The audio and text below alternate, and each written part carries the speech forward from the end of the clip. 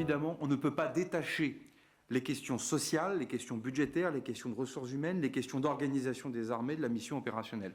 Peu importe vos grades, peu importe la couleur ou les insignes de vos uniformes, il n'en demeure pas moins que c'est quand même la finalité de la mission de service public ou de protection de la nation dans des fonctions sécuritaires qui commande la manière dont on doit organiser les choses. Qu'est-ce que la nation doit à ses armées?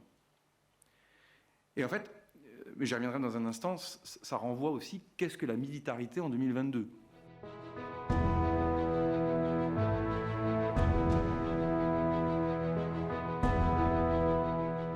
Le projet de réforme des retraites, dont les travaux devraient reprendre au cours de cette mandature, demeure un sujet de forte préoccupation.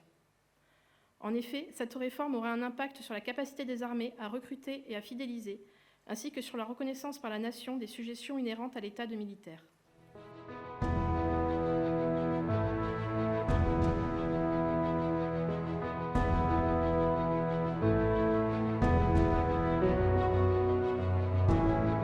À cette occasion, ils ont pu lui exprimer les sujets et les points d'attention qu'ils estimaient nécessaires de porter à sa connaissance.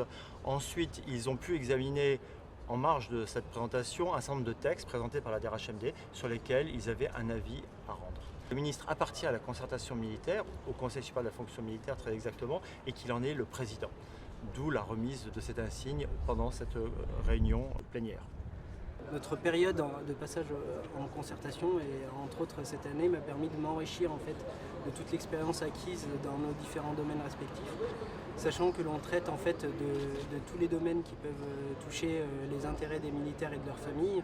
Notre objectif, c'est aussi de développer les relations avec donc, un nouveau ministre, principalement au travers de notre groupe de contact.